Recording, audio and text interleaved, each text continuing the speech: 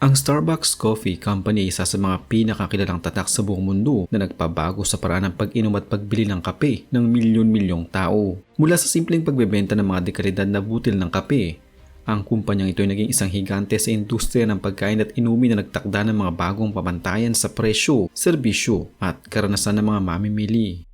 Nagsimula ang kasaysayan ng Starbucks noong 31 ng Marso 1971 sa lungsod ng Seattle, Washington. Ang negosyong ito ay tinayo ng tatlong magkakaibigan na nagkakilala sa University of San Francisco na sina Gerald Baldwin na isang guro ng Ingles, Zev Ziegel na isang guro ng kasaysayan at si Gordon Boker na isang manunulat.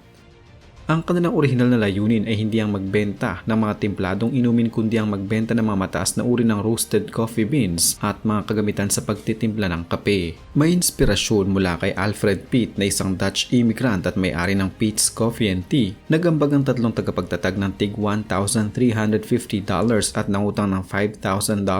mula sa bangko upang formal na buksan ng kanilang unang sangay. Ang pangalang Starbucks ay kinuha mula sa karakter na Starbuck na unang mate sa tanyag na nobelang Moby Dick ni Herman Melville na nagpapakita ng koneksyon sa tradisyong pandagat ng mga unang mangangalakal ng kape. Noong 1982, sumali si Howard Schultz sa kumpanya bilang Director of Retail Operations and Marketing at matapos ang kanyang paglalakbay sa Italia noong 1983, iminungkahi niya ang pagbebenta ng mga espresso drinks. Tinanggihan ito ng mga orihinal na may-ari kaya umalis si Schultz upang itatag ang Two Gournale noong 1985 ngunit noong 1987 ay binili niya ang Starbucks sa halagang $3.8 million sa tulong ng mga lokal na mamumuhunan na siyang naghudyat ng modernong transformasyon nito. Sa usapin ng pagmamay-ari, ang Starbucks ay hindi pag-aari ng isang solong tao o pamilya sa kasalukuyan dahil ito ay isang pampublikong kumpanya na nakalista sa Nasdaq Stock Exchange sa ilalim ng ticker symbol na SBUX mula pa noong taong 1992. Ang mga pangunahing may-ari ng kumpanya ay ang mga malalaking institusyong namumuhunan o institutional shareholders na kinabibilangan ng The Vanguard Group na humahawak na humigit kumulang 9% ng kabuuang shares, BlackRock Institutional Trust Company at State Street Corporation. Si Howard na nagsilbing pinuno sa loob ng maraming dekada ay nananatiling isa sa mga pinakamalaking individual na shareholder ngunit wala na siyang direktang kontrol sa pang-araw-araw na operasyon. Ang pamamahala ng kumpanya ay pinamumunuan ng isang board of directors at ng isang chief executive officer na si Brian Nicole na formal na umupo sa pwesto noong Setyembre 2024 upang pamunuan ng malawakang reforma sa negosyo. Ang struktura ng korporasyon ay nakasalalay sa mga pampublikong ulat na isinusumite sa US Securities and Exchange Commission kung saan ang bawat desisyon ay dadaan sa pag-aproba ng mga itinalagang opisyal at kinatawan ng mga namumuhunan ayon sa opisyal na impormasyon mula sa Starbucks Investor Relations. Ang biswal na pagkakakilanlan ng Starbucks ay nakasentro sa disenyo ng sikat na logo na nagpapakita ng isang imahe ng twin-tailed mermaid o sirena.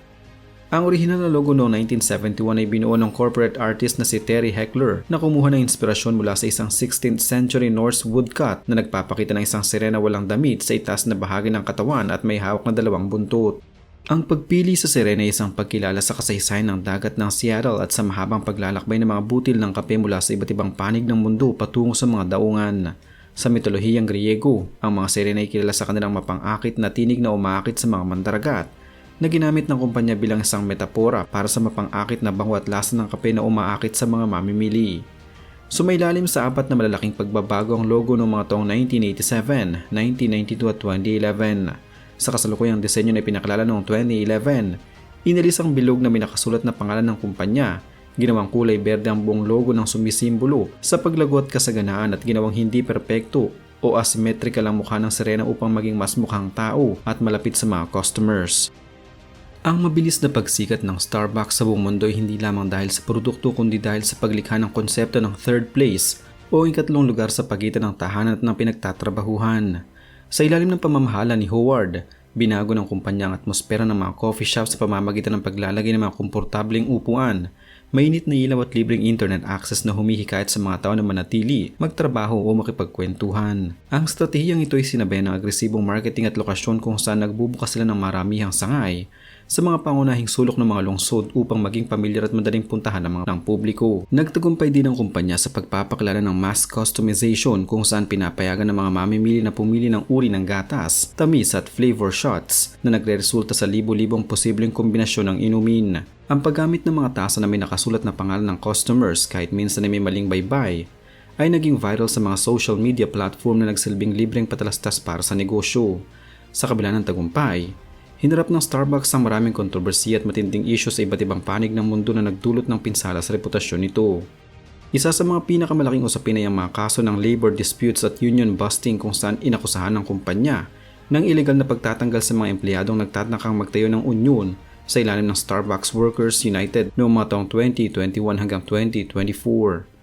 Noong Enero 2024, nakaranas ang kumpanya ng malawakang boycott dahil sa mga isyong may kinalaman sa geopolitics sa Middle East na nagbunga ng malaking pagbaba sa kanilang benta at pagpapatalsik sa humigit kumulang 2,000 empleyado sa kanilang mga franchise doon. Noong Enero 2026, nakaharap ang korporasyon sa isang class action lawsuit mula sa law firm na Hagens Berman na nag-aakusa sa kumpanya ng pagkakaroon ng mga mapanganib na volatile organic compounds tulad ng methylene chloride at benzene sa ilang produkto na nagpapatas ng panganib sa cancer. Kamakailan lamang, nagkaroon ng malaking krisis sa South Korea kung saan ang kanilang reusable cup marketing campaign ay nagdulot ng galit sa publiko dahil sa maling referensya sa isang makasaysayang noong 1980 na nagpilit sa kumpanya na magtanggal ng kanilang chief executive sa nasabing bansa at pansamantalang isara ang mga tindahan para sa social sensitivity training. Ang mataas na presyo ng mga inumin at serbisyo sa Starbucks ay bunga ng isang partikular na estratehiya sa ekonomiya na tinatawag na premium pricing. Nagbabayad ng mga mamimili hindi lamang para sa likido sa loob ng tasa kundi para sa kabuuang karanasan, kasama na ang upuan, kuryente, air conditioning at mga prestihiyo na iniugnay sa paghawak ng isang tasang may logo ng sirena. Mataas ang operating expenses ng kumpanya dahil sa pagpili ng mga mamahaling lokasyon sa mga sentro ng kalakalan na may matataas na renta at sa pagbibigay ng mga benepisyo sa mga empleyadong tulad ng health insurance at tulong sa pag-aaral. Ang kumpanya ay gumagastos din ng malaki para sa kanilang mga supply chain upang mapanatili ang mga sertipikasyon ng ethically sourced coffee sa pamamagitan ng programang Coffee and Farmer Equity Practices, kahit na ang sistemang ito ay binabatikos din sa mga hukuman. Ang patuloy na pamumuhunan sa mga makabagong teknolohiya tulad ng pagpapanatili ng kanilang mobile application at digital ordering system ay nangangailangan ng malaking pondo na kinukuha mula sa margin ng bawat ibinentang produkto. Sa kasalukuyang kalagayan ng merkado ngayon taong 2026, ang Starbucks ay nananatiling pinakamalaking coffee house chain sa buong mundo na mahigit sa 38,000 na branches. Ngunit ito ay nasa gitna ng isang kritikal na yugto ng transformasyon. Ang kumpanya ay nagulat ng pagbaba sa kanilang consolidated GAAP operating margin patungong 7.9% para sa fiscal year 2025 na nagpapakita ng 51% na pagbaba sa earnings per share kumpara sa nakaraang taon. Bagamat nagpakita ng bahagyang pagbawi ang kita sa North America na umakyat ng 7.1% sa ikalawang quarter ng 2026 dahil sa mga bagong strategiya ni Brian Nicole, ang kabuuang paglago ay nananatiling mabagal at may pressure mula sa mga analista sa pananalapi. Ang kumpanya ay nagtakda ng mga bagong target para sa taong 2028 na naglalayong magkaroon ng 5% o higit pang net revenue growth at magbukas na higit sa 2,000 bagong tindahan sa buong mundo upang mapanatili ang dominasyon nito.